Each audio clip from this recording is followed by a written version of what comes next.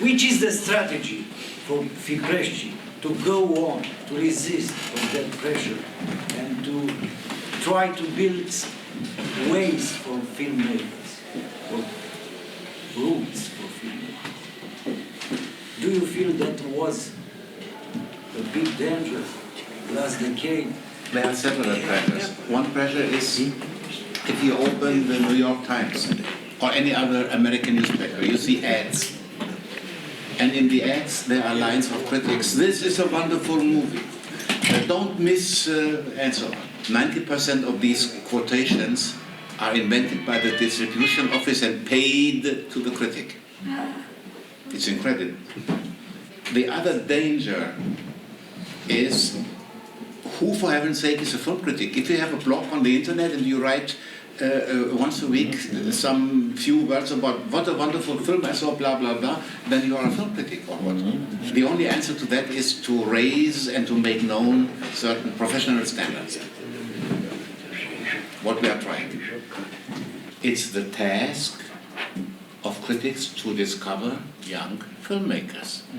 And if we talk about Fipresci and our prizes, which we are giving in top 70 festivals, there are quite some prizes which are open for young critics as jury members, for young critics, yeah, not for the dinosaurs like me. And second, with a special eye on young cinema. We Cannes festivals were made for critics.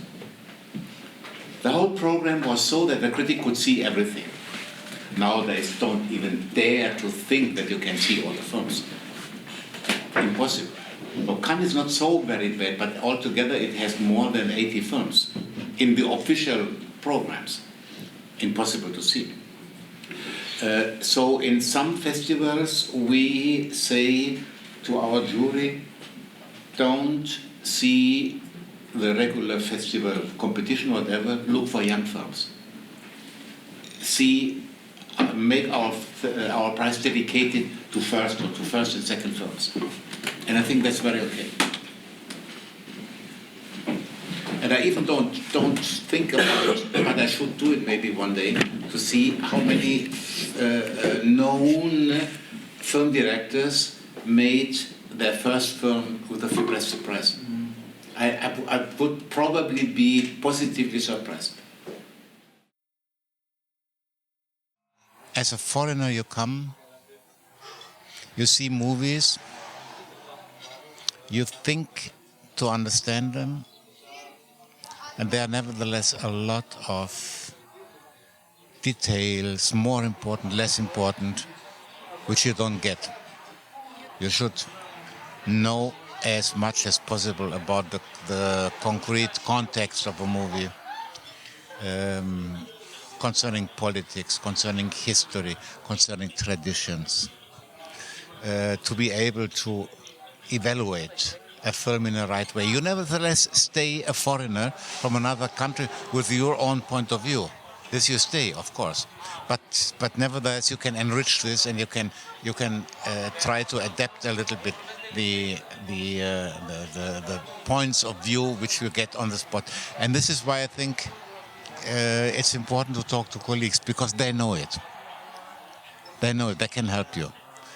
And when I come to a country like this, or when I came to Cluj or whatever, and I was in Cluj intentionally not seeing the international competition but the Romanian days. There's a colleague of mine who died rather early, André Bazin, in France. He was really very good. And he said once, if I manage to convince one single reader of my critics to see the movie, I did my job. And that's it.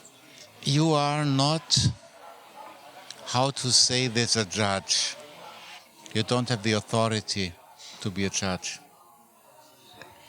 You are something like the first viewer of a film with a special education in aesthetics, in film history, in literature, in history and all that.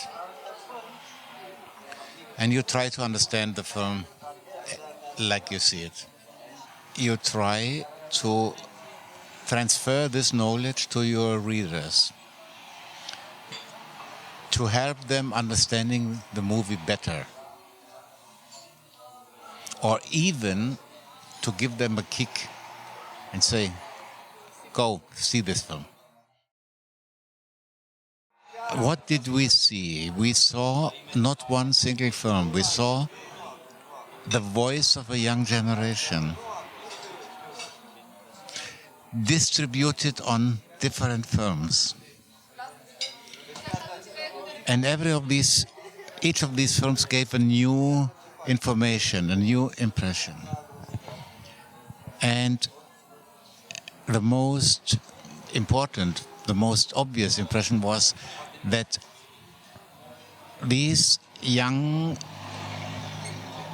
writers and directors talk about their own lives, about their own experience, about their own personal point of view on the world around them. It was not the big dream factory, but it was their reality. And this is what convinced, I think, a lot of people around. And I think in the last 10, 15 years, there are only 2 countries which managed to do like this. And one is Argentina. You had a similar coming up of young people, and Romania. And that's it. In all other countries you had single persons, but never this kind of common feeling of different filmmakers in different stories, but a common feeling of life as you had it here in Romania. Recently, when I was in Cluj, there was a short, retrospective is the wrong word, 3 films shown by a director who made only 3 films, plus 1 or 2 theater adaptations. And I loved these films, wonderful. They were made in the 50s and 60s. And the name of the director is Jules. And it happened that I saw only 2 of the films, and I liked them so much. And to introduce the films, there was an actress who died in the meantime, Irina Petrescu. And she was so kind to give me the phone number of Chule, who at that time was living in Munich. And I came back to Munich and I didn't find immediately the time to phone him. And I said, okay, do it after the summer break, then you phone him and then you visit him.